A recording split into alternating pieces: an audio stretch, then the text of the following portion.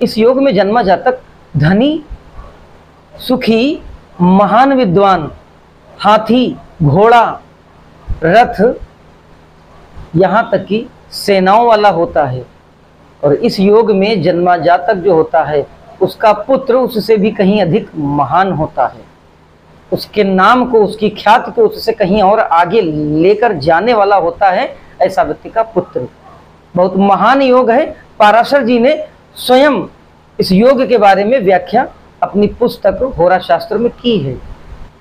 नमस्कार, रुद्राष्ट्र विज्ञान में आप लोगों का बहुत बहुत स्वागत, अभिनंदन है।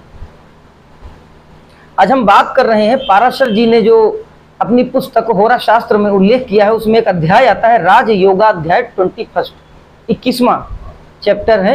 इसमें श्लोक नंबर 6, 7 और 8 में वह एक ऐसे योग के बारे में कहते हैं कि अगर इस प्रकार का कोई योग बन जाए तो यह योग सच में महान बनाने वाला योग है। ऐसे जातक के अंदर बस बहुत से अच्छे और बहुत से मधुर गुण आ जाते हैं। ऐसा व्यक्ति इतना विद्वान, धनी, विख्यात, हाथी, घोड़ा वाला होता है, उसके पास सेनाओं का एक जखीरा होता है। ऐसे व्यक्ति का पुत्र बहुत उच्च कोटि का प्रकांड विद्वान होता है और यह व्यक्ति स्वयं भी उच्च कोटि का प्रकांड विद्वान बनता है, मंत्र सिद्धियां जानता है। पूर्व के जन्म में उसने बहुत अच्छे अच्छे कर्म किए हैं, तब जाके कहीं इस योग में उसका जन्म होता है। समझते हैं पाराशर जी कह क्या रहे हैं। पाराशर जी कहते हैं, लग्ने यथ पंचमे वापि लग्ने से पंचमाधिपे पुत्रात्म कारको विप्र लग्ने च पंचमे अपिचा संबंधे वीक्षिते तत्र दृष्टैवं पंचमाधिपे सोचे स्वांशे स्वभे वापि शुभ ग्रह निरीक्षिते महाराजेति योगो अयम सो अत्र जातः सुखी नरः गज वाजी रथैर्युक्तः सेना संगम नेकधा। 6वें, 7वें और 8वें श्लोक में इस प्रकार पाराशर जी ने कहा, जिसका अर्थ क्या होता है बहुत ध्यान से समझिएगा। बड़ा महत्वपूर्ण योग है। अगर किसी की कुंडली में इस प्रकार का कोई योग बन रहा है तो आप जान लीजिए कि आप असीमित क्षमता वाले व्यक्ति हैं। पहली शर्त, लग्नेश और पंचमेश लग्न में व पंचम भाव में है। मतलब कि लग्नेश और जो पंचमेश है वह पंचम में या फिर लग्न में हो। अब क्या पॉसिबिलिटी बनती है कि एक तो लग्नेश लग्न में हो और पंचमेश पंचम में हो, दूसरा लग्नेश पंचम में हो और पंचमेश लग्न में हो। दूसरा, ये थोड़ा सा एक दूसरे से थोड़ा सा लोअर कैटेगरी वाइज जो है स्थितियां बनेंगी, लेकिन बनेंगी। उसके बाद ऐसी भी पॉसिबिलिटी बन सकती है कि एक दूसरे के ऊपर दृष्टियां कहीं से पड़ जाएं, लग्नेश की पंचम के ऊपर और पंचमेश की लग्न के ऊपर। दूसरा, आत्मकारक ग्रह और पंचमेश लग्न व पंचम में हो। आत्मकारक ग्रह को समझ लेते हैं। आत्मकारक ग्रह वह ग्रह होता है, हमारे जितने भी ग्रह हैं, सूर्य और शनि तक राहु और केतु की गणना नहीं करते हैं। सूर्य से लेके और शनि तक जितने भी ग्रह हैं, 7 ग्रहों में जिस ग्रह की डिग्री सबसे अधिक होगी वही ग्रह हमारा आत्मकारक ग्रह होता है। मतलब कि अगर किसी ग्रह की डिग्री 29 है और बाकी सारे ग्रहों की डिग्रियां 29 से कम है तो 29 ग्रह की डिग्री रखने वाला ग्रह आत्मकारक ग्रह होगा। तो यही कह रहे हैं कि दूसरी शर्त, अगर आत्मकारक ग्रह और पंचमेश लग्न व पंचम में हो। अब मान लीजिए कि पंचमेश के साथ साथ वह ग्रह जो कि सबसे अधिक डिग्री रखता है, वह ग्रह पंचमेश या फिर आत्मकारक ग्रह लग्न में हो या पंचम में हो या दोनों में हो। दूसरी शर्त, दोनों का किसी प्रकार का संबंध हो आपस में। यह महत्वपूर्ण बात है। संबंध होने का मतलब कि आपस में या तो युति करके बैठे हों, लग्नेश या पंचमेश और आत्मकारक ग्रह अगर आपस में युति करके बैठे हो, या आत्मकारक ग्रह और पंचमेश युति करके बैठे हो, आपस में कोई संबंध हो, चाहे वो दृष्टि का संबंध हो, चाहे युति करके एक साथ बैठे हों और अपने उच्च राशि में हूं, पहली नवांश में हूं अपने, यानी अपनी ही राशि के नवांश में हूं, या फिर अपनी राशि में हूं। फिर से समझिएगा, अपनी उच्च राशि में हो, यानी कि लग्नेश और पंचमेश का जो युति संबंध बन रहा है वह अपनी उच्च राशि में बन रहा हो, या फिर नवांश में बन रहा हो, यानी अपने ही नवांश में बनना हो। यानी कि अगर लग्नेश मान लीजिए 2 मिनट के लिए कि बुध है, मान लीजिए कन्या लग्न की कुंडली है, तो लग्नेश बुध होते हैं और पंचमेश शनि होते हैं। तो यह ग्रह यानी कि लग्नेश और पंचमेश जो हो अपने नवांश में हो, यानी बुध जो हो वह अपनी राशि में नवांश कुंडली में हो, या फिर शनि जो है वह अपनी राशि में नवांश कुंडली में हो।